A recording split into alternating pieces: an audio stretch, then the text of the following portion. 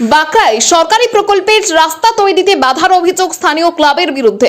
বাঁকড়া 3 নম্বর পঞ্চায়েতের রাজীব পল্লীতে আমাদের পাড়া আমাদের সমাধান প্রকল্পের অধীনে রাস্তা নির্মাণকে কেন্দ্র করে তীব্র উত্তেজনা।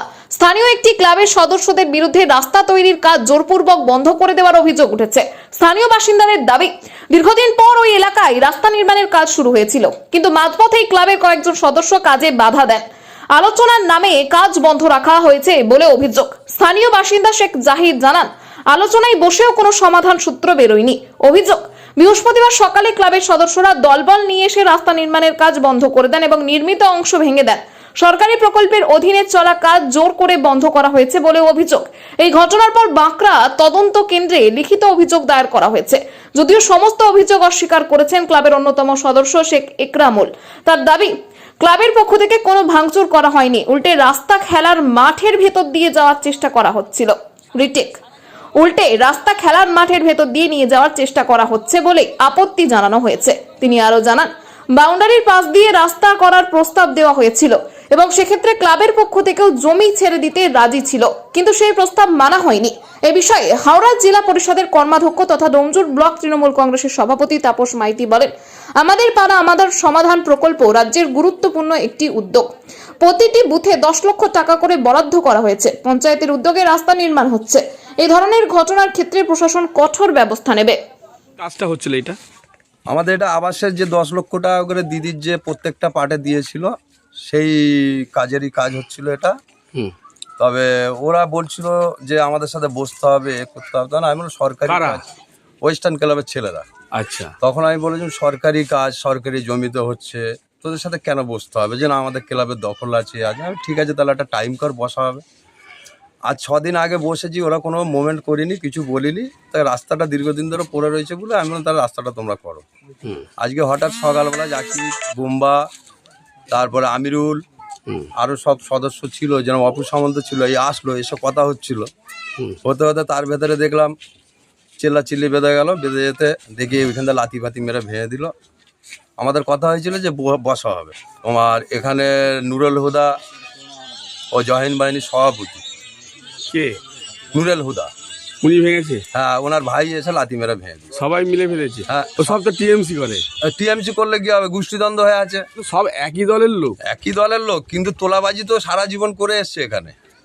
আপনি এখানে এত যে ঘর রয়েছে, 60খানা ঘরে এরা ভাড়া তুলতো, তার প্রমাণও আছে আমার কাছে। তার প্রমাণ আছে, আমি অন ক্যামেরা দেখাচ্ছি। এখানে প্রধানের সইও আছে।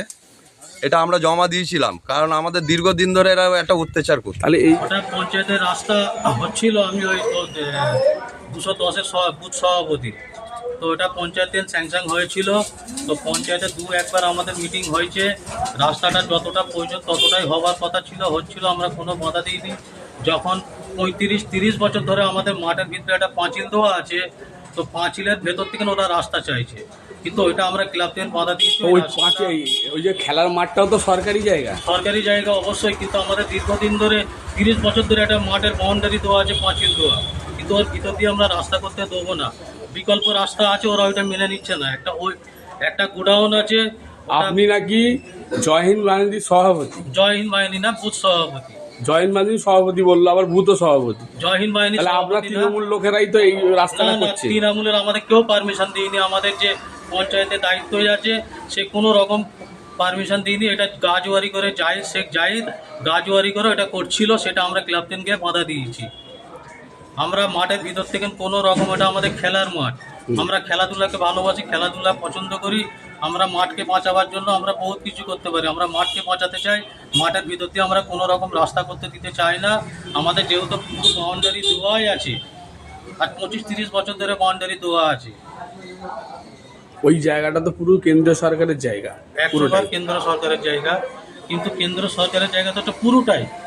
কিন্তু আমরা আমাদের খেলাধুলার জন্য মাঠটাকে তো বেঁচিয়ে রাখবো না, আমরা মাঠটাকে নষ্ট করে দেবো। কিন্তু বিকল্প রাস্তা তো রয়েছে। এই যে বাধা, এর আপনার নামে অভিযোগ কেন হচ্ছে? বিকল্প রাস্তা রয়েছে, তার সত্ত্বেও শেখ জাহির ওটা গাজওয়ারি করে রাস্তাটা বার করতে চাইছে। শেখ জাহির তো পঞ্চায়েত সদস্য স্বামী না, উনি ওনার স্বামী, পঞ্চায়েত সদস্য স্বামী। হ্যাঁ, ওনার স্ত্রী, ওনার বউ হচ্ছে পঞ্চায়েত সদস্য। ঠিক আছে, আপনার নাম? শেখ একরাম। দেখুন, আমাদের পাড়া আমাদের সমাধান মাননীয় মুখ্যমন্ত্রী মমতা বন্দ্যোপাধ্যায়ের একটা স্বপ্নের প্রজেক্ট। যা প্রতিটা বুথের উন্নয়নের জন্য 10 লক্ষ টাকা করে দিয়েছেন। সেই কাজ মিটিং করে পাড়ার মানুষরা সিদ্ধান্ত নিয়েছেন এবং সেই সিদ্ধান্ত অনুযায়ী প্রায়োরিটি লিস্ট হয়ে টেন্ডার হয়েছে। টেন্ডার হয়ে কাজ শুরু হয়েছে। যদি কোথাও আমাদের পাড়া আমাদের সমাধানের কাজ কেউ কোথাও বাধা সৃষ্টি করে, প্রশাসন নিশ্চিতভাবে কঠোর থেকে কঠোরতম ব্যবস্থা নেবে এবং আমি অনুরোধ করব প্রশাসনের কাছে তদন্ত করে যথোপযুক্ত ব্যবস্থা গ্রহণ করার জন্য।